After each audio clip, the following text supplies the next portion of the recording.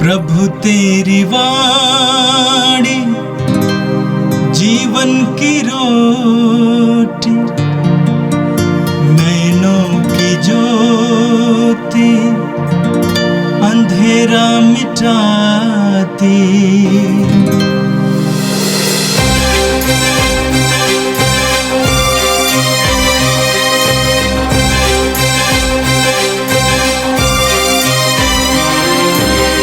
प्रभु तेरी वाणी जीवन की रोटी, नैनों की ज्योति अंधेरा मिटाती। प्रभु तेरी वाणी जीवन की रोटी, नैनों की ज्योति अंधेरा मिटाती। वाणी वाणी वाणी वाणी वाणी पवित्र है, शाश्वत है, जीवन का मन्ना है। 20 नवंबर सोमवार। पहला पाठ मकाबियों का पहला ग्रंथ, अध्याय 1, पद संख्या 10 से 15, 41 से 43, 54 से 57, 62 से 63। राजा अंतियोक का पुत्र अंतियोक एपिफानेस बड़ा दुष्ट था। वह रोम में बंधक के रूप में रह चुका था। वह यूनानी साम्राज्य के 137वें वर्ष में राजा बना। उन दिनों इस्राएल में ऐसे लोग थे जो संहिता के परवाह नहीं करते थे और यह कहते हुए बहुतों को बहकाते थे, आओ हम अपने चारों ओर के राष्ट्रों के साथ संधि कर लें, क्योंकि जब से हम उनसे अलग हो गए हमें अनेक विपत्तियों का सामना करना पड़ा। यह बात उन्हें अच्छी लगी। उनमें से कई लोग तुरंत राजा से मिलने गए और राजा ने उन्हें गैर यहूदी जीवनचर्या के अनुसार चलने की अनुमति दी। इसलिए उन्होंने गैर यहूदियों के रिवाज के अनुसार यरूशलेम में एक व्यायामशाला बनवाई। उन्होंने अपने को बेखतना कर लिया और पवित्र विधान को त्याग दिया। उन्होंने गैर यहूदियों का जुआ स्वीकार किया और वे पाप के दास बन गए। राजा ने अपने समस्त राज्य के लिए यह लिखित आदेश निकाला कि सब लोग एक ही राष्ट्र बन जाएं और सब अपने विशेष रिवाजों का परित्याग कर दें। सब लोगों ने राजा के आदेश का पालन किया। इस्राएलियों में से भी बहुतों ने देव मूर्तियों को बलि चढ़ाकर और विश्राम दिवस को अपवित्र कर राजा का धर्म सहर्ष स्वीकार कर लिया। 135वें वर्ष के किसलेव महीने के 15वें दिन राजा ने होम बलि की वेदी पर उजाड़ का विभत्स दृश्य अर्थात देव मूर्ति को स्थापित किया। यूदा के नगरों में चारों ओर देव मूर्तियों की वेदियां बनाई गईं और लोग घरों के द्वार के सामने तथा चौकों में धूप चढ़ाने लगे। जब उन्हें संहिता की पोथियां मिलती थीं तो वे उन्हें फाड़कर आग में डाल देते थे।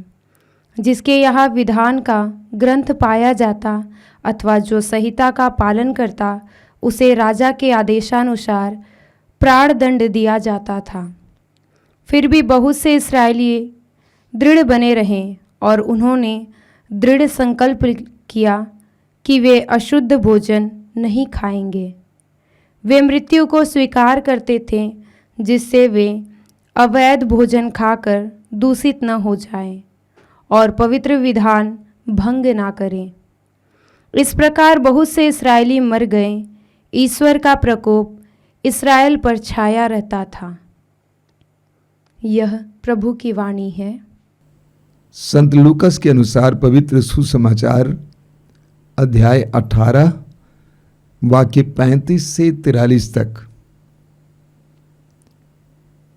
जब ईसा यरीहो के निकट आ रहे थे तो एक अंधा सड़क के किनारे बैठा भीख मांग रहा था। उसने भीड़ को गुजरते सुनकर पूछा कि क्या हो रहा है। लोगों ने उसे बताया कि ईसा नाजरी इधर से आ रहे हैं। इस पर वह यह कहते हुए पुकार उठा, ईसा दाऊद के पुत्र, मुझ पर दया कीजिए। आगे चलने वाले उसे चुप करने के लिए डांटते थे, किंतु वह और भी जोर से पुकारता रहा, दाऊद के पुत्र, मुझ पर दया कीजिए। ईसा ने रुककर उसे पास ले आने को कहा। जब वो पास आया तो ईसा ने उससे पूछा, क्या चाहते हो, मैं तुम्हारे लिए क्या करूं? उसने उत्तर दिया, प्रभु, मैं फिर देख सकूं। ईसा ने उससे कहा, जाओ, तुम्हारे विश्वास ने तुम्हारा उद्धार किया है।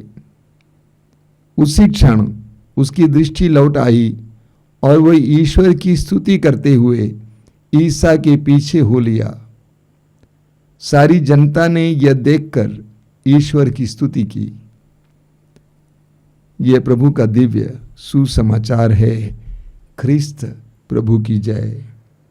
मेरे प्रिय भाई और बहनों, इस्राएलियों का इतिहास उतार चढ़ाव से भरा हुआ था।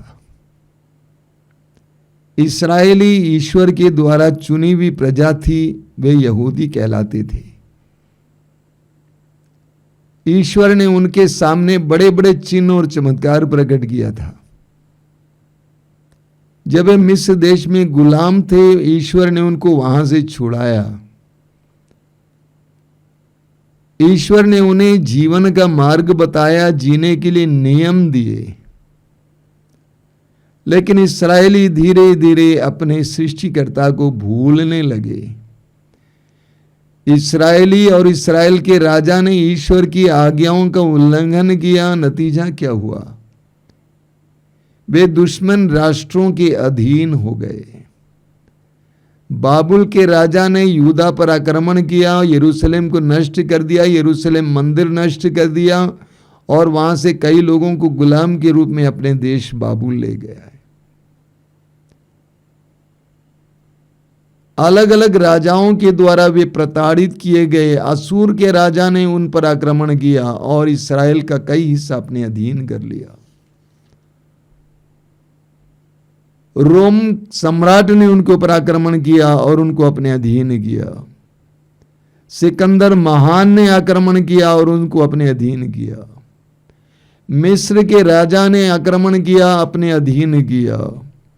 और अब सीरियाई साम्राज्य ने उनको अपने अधीन कर लिया। प्रभु यीशु के आते समय वे रोमी सम्राट के अधीन थे। आज का पहला पाठ मकाबियों के पहले ग्रंथ से लिया गया था। आज के पाठ में आपने सुना कि सीरियाई राजाओं ने इस्राएलियों के साथ क्या किया। प्रभु यीशु के आने से 197 वर्ष पर पहले इस्राएल सीरियाई साम्राज्य के अधीन हुआ। प्रारंभ के राजा बहुत अच्छे थे उनके प्रति, लेकिन 175वें वर्ष में, यानी ईसा पूर्व 175 में एक ऐसा राजा निकला जिसका नाम था एपिफानुस, जिसने इस्राएलियों पर, यहूदियों पर अत्याचार करना शुरू किया, जिसके विषय में आज के पाठ में आपने सुना। उनमें राजा अंतियोक का पुत्र अंतियोक एपिफानुस बड़ा दुष्ट था। वह रोम के बंधक के रूप में रह चुका था। वह यूनानी साम्राज्य के 137वें वर्ष में राजा बना था। उन दिनों इस्राएल में ऐसे लोग थे जो संहिता की परवाह नहीं करते थे और ये कहते हुए बहुतों को बहकाते थे कि आओ हम अपने चारों ओर के राष्ट्रों के साथ संधि करें। उनमें से कई लोग तुरंत राजा से मिलने गए और राजा ने उन्हें गैर यहूदी जीवनचर्या के अनुसार चलने की अनुमति दी। इसलिए उन्होंने गैर यहूदियों के रिवाज के अनुसार यरूशलेम में एक व्यायामशाला बनवाई। उन्होंने अपने को बेखतना कर दिया और पवित्र विधान को त्याग दिया। वे गैर यहूदियों से मेल जोल रखने लगे और पाप के दास बन गए। आगे वचन में आपने सुना, राजा ने अपने समस्त राज्य के लिए यह लिखित आदेश निकाला कि सब लोग एक ही राष्ट्र बन जाएं और सब अपने विशेष रिवाजों का परित्याग कर दें। सब लोगों ने राजा के आदेश का पालन किया। इस्राएलियों में भी बहुतों ने देव मूर्तियों को बलि चाहकर और विश्राम दिवस को अपवित्र कर राजा का धर्म सहर्ष स्वीकार किया। आगे हम पढ़ते हैं, फिर भी बहुत से इस्राएली दृढ़ बने रहे और उन्होंने दृढ़ संकल्प किया कि वे अशुद्ध भोजन नहीं खाएंगे। वे मृत्यु को स्वीकार करते हुए जिससे वे अवैध भोजन खाकर दूषित न हो जाएं और पवित्र विधान भंग न करें। इस प्रकार बहुत से इस्राएली मर गए। एपिफेनुस ने सब लोगों पर यूनानी रीति रिवाज और संस्कृति को थोपा। यहूदियों को धार्मिक स्वतंत्रता नहीं थी कि वे अपने धर्म के नियम के अनुसार जीवन जिएं। उनको उनके रीति रिवाज और संस्कृति को छोड़ने के लिए बाध्य किया गया और बहुत सारे इस्राएलियों ने उसको माना, लेकिन कई इस्राएलियों ने, यहूदियों ने उसका तिरस्कार किया, मानने से इनकार किया। उसके लिए उनको अपनी जान देनी पड़ी। एपिफेनुस के खिलाफ बहुत लोग खड़े हुए, बहुत यहूदी खड़े हुए। सबसे पहले मत्थथिया, जो यहूदी धर्म के प्रति, यहूदी धर्म के नियमों के प्रति वफादार थे, उनके अगुवा बने। उनकी मृत्यु के बाद उनका एक बेटा यूदा उनका अगुवा बना। इस प्रकार उन्होंने प्रभु के नियमों का पालन किया। तो यहूदी इस कदर गिर गए, इस्राएली इस कदर गिर गए कि वे अपने प्रभु के द्वारा दिए गए नियमों का पालन नहीं कर सके थे। जो पालन करते थे उनके ऊपर घोर अत्याचार होता था। मानव इतिहास में कई जगहों पर हमें इस तरह पढ़ने को मिलता है, जहां पर लोगों का अधिकार छीना जाता है, धार्मिक स्वतंत्रता छीनी जाती है, जहां पर लोगों को अपने धर्म के नियम के पालन के लिए मरना पड़ा है। प्रभु यीशु की मृत्यु के बाद प्रभु यीशु के शिष्यों के ऊपर भी अत्याचार हुआ था, घोर अत्याचार हुआ था। हजारों की संख्या में या दसों हजारों की संख्या में मसीहियों को प्रभु के नियम के पालन के लिए, यीशु पर विश्वास के लिए अपनी जान गंवानी पड़ी। और आज भी कई देशों में प्रभु यीशु के शिष्यों पर अत्याचार हो रहा है।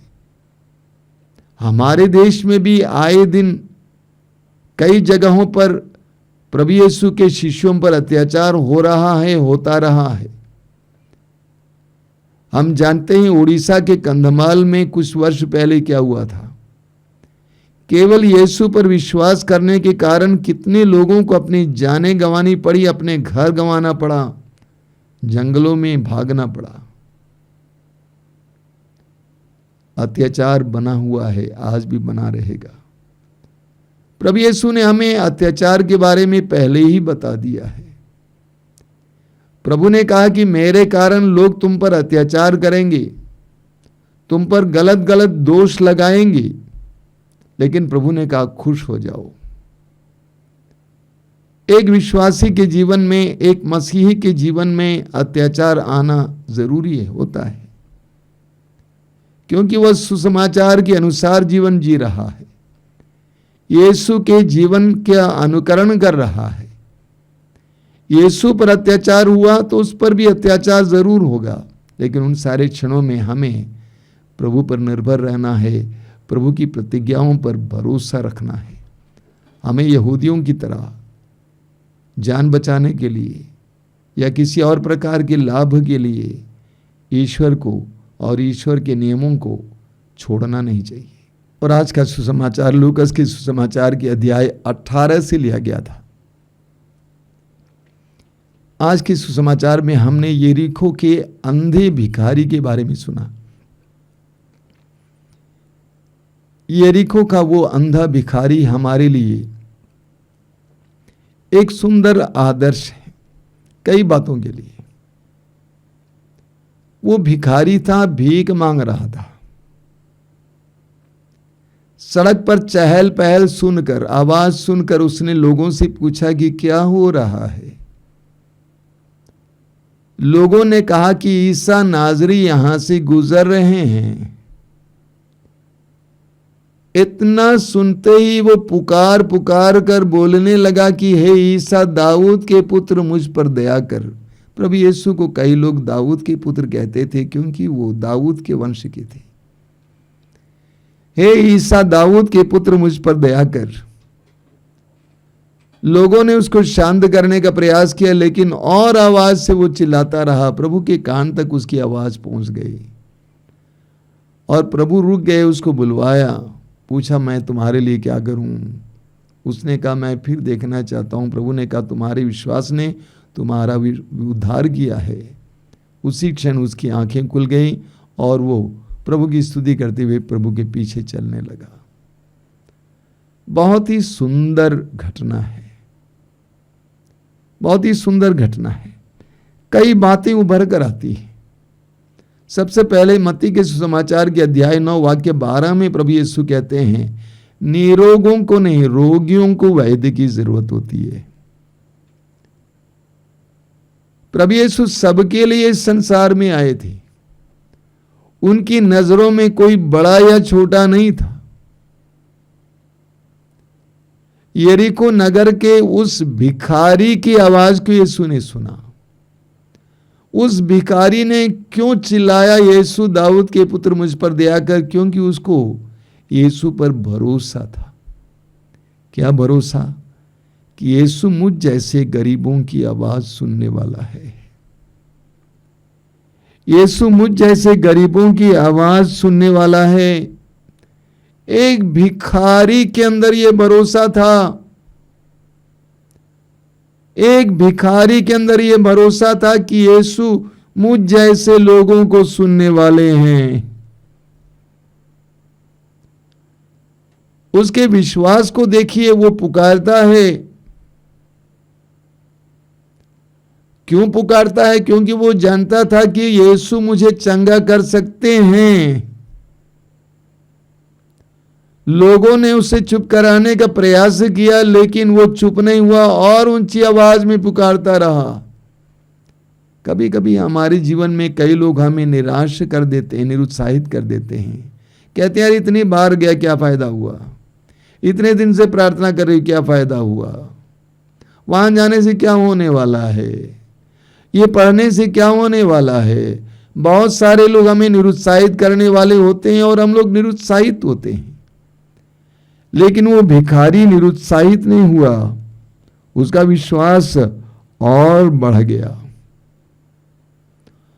उस भिखारी ने यीशु को पुकारा, अपने विश्वास को प्रकट किया। शायद आपने सुना होगा, मैं कई बार बोला हूं, हमारे विश्वास को सक्रिय विश्वास होना चाहिए। एक होता है निष्क्रिय विश्वास। मन में विश्वास है लेकिन उसको प्रकट नहीं किया जाता है। लेकिन सुसमाचारों में हम पढ़ते हैं प्रभु यीशु की कृपा उनको मिलती है जो अपने विश्वास को सक्रिय करते हैं, जो प्रकट करते हैं। 12 साल से रक्तस्राव से पीड़ित नारी ने अपने विश्वास को प्रकट किया और उसका फल उसे मिला। कोढ़ी ने अपने विश्वास को प्रकट किया और उसे उसका फल मिला। तो सक्रिय विश्वास एक होता है, एक निष्क्रिय विश्वास होता है। उस अंधे भिखारी का विश्वास सक्रिय विश्वास था, इसीलिए वो अपने आप को रोक नहीं पाया। वो जोर जोर से पुकारता है, कोई भी उसको रोक नहीं पाता है। सुसमाचार के हिस्सा हमें बताता है कि यीशु पुकार सुनने वाले हैं।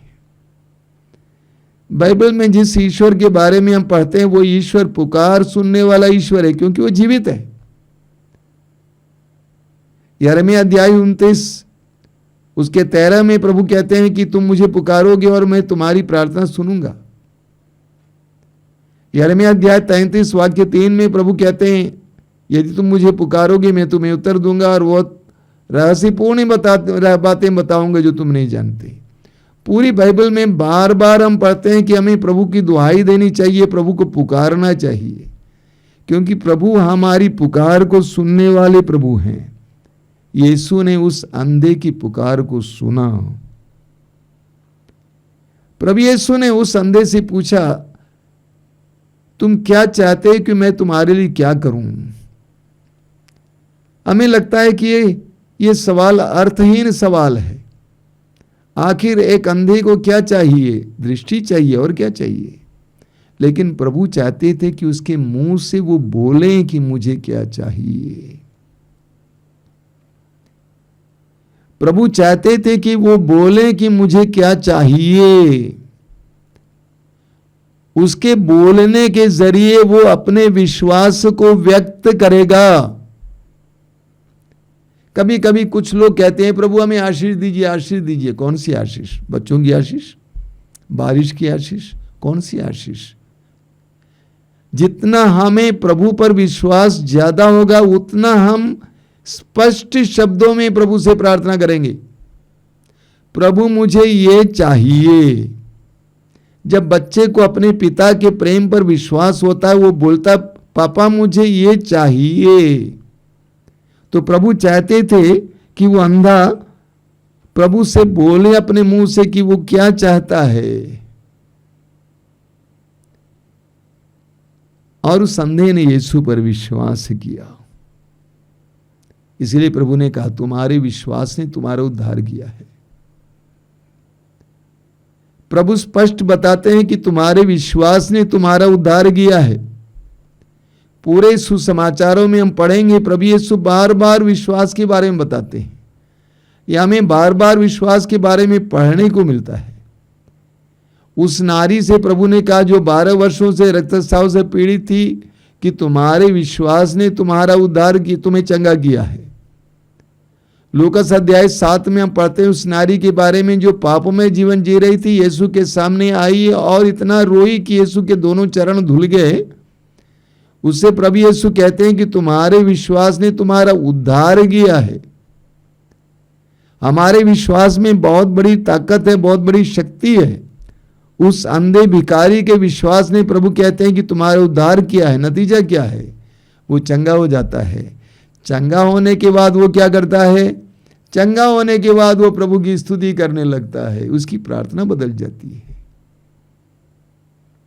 वो प्रभु की स्तुति करने लगता है और यीशु के पीछे चलने लगता है। वो पहले भीख मांग रहा था, वो भिखमंगा था, यीशु से भी भीख मांग रहा था, मुझ पर दया कीजिए। लेकिन चंगाई पाने के बाद, यीशु का चमत्कार देखने के बाद उसकी प्रार्थना बदल जाती है। वो कहता है, वो प्रभु की स्तुति करने लगता है और यीशु के पीछे पीछे चलने लगता है। यरीको के उस अंधे भिखारी का ये सुंदर प्रसंग हमारे लिए एक सुंदर उदाहरण है।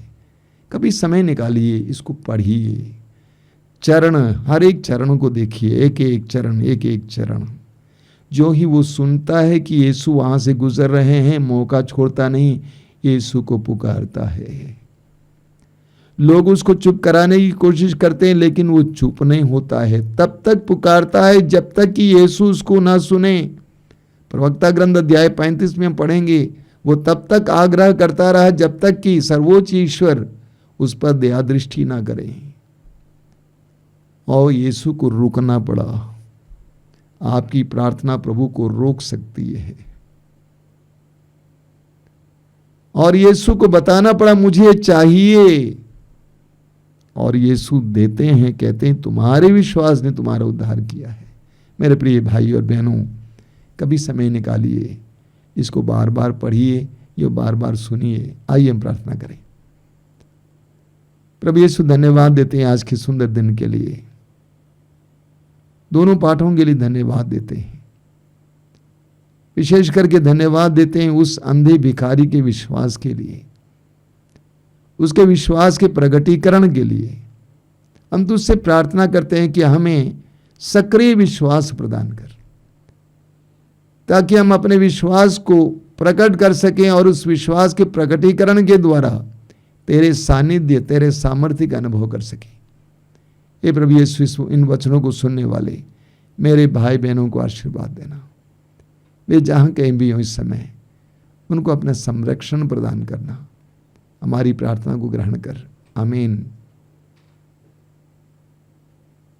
प्रभु तेरी वाणी जीवन की रोटी, नैनों की ज्योति अंधेरा मिटाती। वाणी वाणी वाणी वाणी वाणी पवित्र है, शाश्वत है